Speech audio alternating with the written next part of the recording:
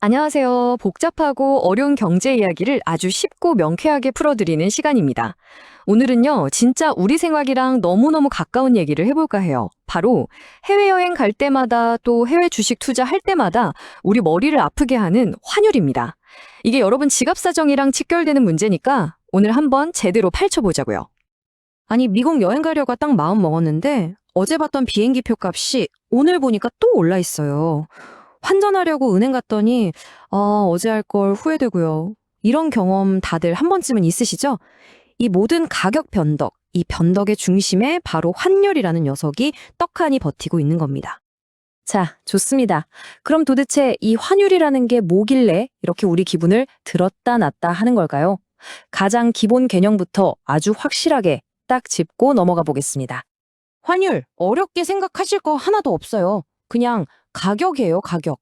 미국 달러라는 물건 하나를 사려면 우리나라 돈 원화를 얼마 줘야 하는지 그걸 보여주는 가격표라고 생각하시면 딱 맞습니다.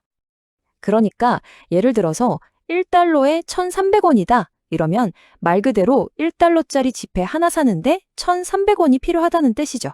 근데 만약에 환율이 1,400원으로 올랐다. 이건 무슨 뜻일까요?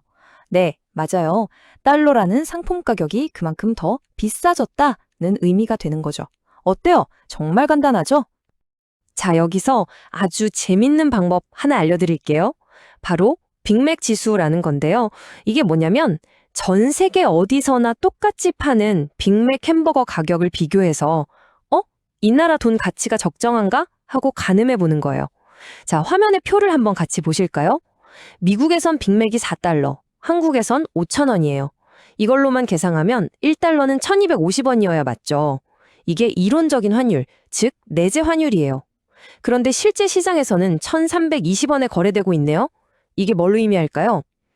이론상 가격보다 우리 원화가 더 싸게 거래되고 있다. 즉 저평가되어 있을 수 있다는 걸 보여주는 아주 흥미로운 지표인 거죠.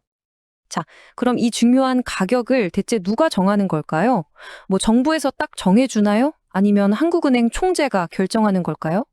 정답은 놀랍게도 바로 시장에 참여하고 있는 우리 모두입니다.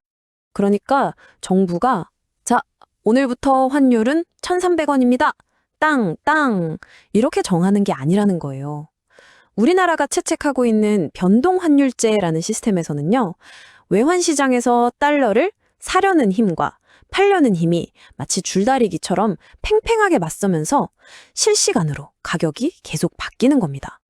원리는 아주 간단해요. 자, 왼쪽을 보시면 우리가 해외 직구를 하거나 유학 간 자녀에게 돈을 보내려고 달러를 막 사려고 해요. 이렇게 달러를 사려는 힘, 즉 수요가 커지면 어떻게 될까요? 당연히 달러 가격, 즉 환율은 오르겠죠. 반대로 오른쪽처럼 우리나라 기업이 반도체를 열심히 팔아서 달러를 막 벌어오거나 외국인들이 우리나라 주식시장에 투자하려고 달러를 들고 들어와요. 그럼 시장의 달러가 흔해지겠죠? 이 공급이 늘어나면 환율은 자연스럽게 내려가게 되는 겁니다. 그런데 이 줄다리기에 아주 강력한 영향을 미치는 핵심 플레이어가 하나 있습니다. 바로 금리예요, 금리. 한번 생각해 보세요. 만약에 미국이 금리를 확 올렸어요.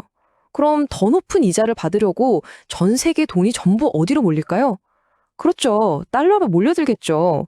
그럼 달러를 사려는 수요가 폭발하면서 환율도 같이 하늘로 치솟게 되는 겁니다. 자, 그럼 이제 환율이 오르고 내리는 게 그래서 우리 경제랑 내 지갑에 구체적으로 어떤 영향을 미치는지 그 파급 효과를 한번 자세히 들여다볼까요? 이게 진짜 중요한 포인트인데요. 환율 상승이 무조건 좋다 또는 나쁘다 이렇게 말할 수가 없어요. 말 그대로 두 얼굴을 가졌거든요. 여기 보시는 것처럼 명확하게 웃는 쪽과 우는 쪽이 나뉩니다. 예를 들어서 수출 기업은 똑같이 1달러어치를 팔아도 더 많은 원화를 손에 쥐니까 활짝 웃겠죠. 하지만 수입해오는 물건값이 비싸지니까 수입 업체나 해외 나가야 하는 여행객 그리고 결국 우리 같은 소비자들은 울상이 될 수밖에 없는 구조인 거예요. 자, 다시 한번 정리해 볼게요. 환율이 오른다, 즉 원화 가치가 약해지면 일단 수출 기업들은 가격 경쟁력이 생기니까 우리 경제 성장에 좋은 영향을 줄 수 있어요. 하지만 동시에 수입해오는 원자재나 물건값이 오르면서 우리 밥상 물가를 위협하고요.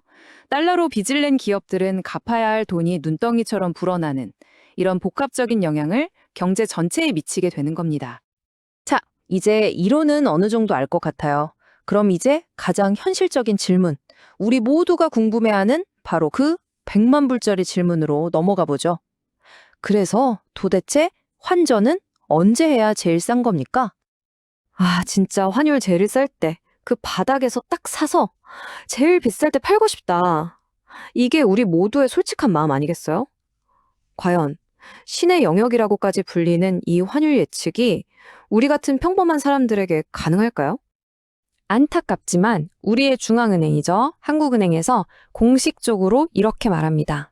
환율 예측은 전문가에게도 매우 어려운 일입니다. 네, 한마디로 거의 불가능에 가깝다는 뜻입니다. 아니, 왜 그렇게 어려운 걸까요? 환율이라는 게 마치 아주 복잡하게 얽힌 실타래 같아서 그래요. 정부 정책, 각장이 터지는 국제 뉴스, 투자자들의 불안한 심리 같은 수많은 변수들이 동시에 막 영향을 주거든요.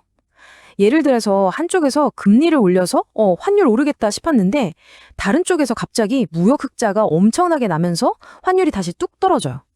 이건 뭐 누구도 풀기 어려운 복잡한 퍼즐이나 마찬가지인 거죠. 그렇다고 해서 에이, 예측도 안 되는데 그냥 선 놓고 있자, 이럴 순 없잖아요. 절대 아니죠. 우리는 예측이 아니라 전략으로 접근해야 합니다. 계속해서 흔들리는 환율 속에서 내 소중한 돈을 지키는 현명한 전략 말이죠. 자, 먼저 해외여행 계획하시는 분들을 위한 진짜 실용적인 꿀팁부터 알려드릴게요. 특히 미국이나 유럽, 일본이 아니라 동남아 같은 곳으로 여행 갈 계획이시라면 이건 정말 꼭 기억해 두셔야 합니다.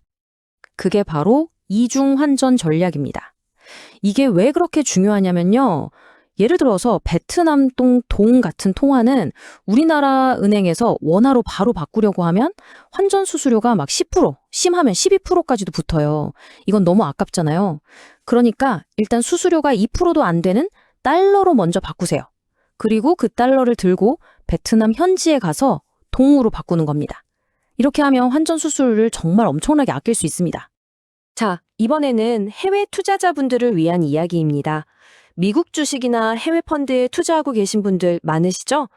이분들에게는 환율 변동이라는 리스크를 관리할 수 있는 아주 강력한 무기가 있습니다. 바로 환헤지와 언헤지라는 선택지인데요. 왼쪽에 환헤지, 영어로 헤지드라고 써 있는 건 말 그대로 울타리를 친다는 뜻이에요.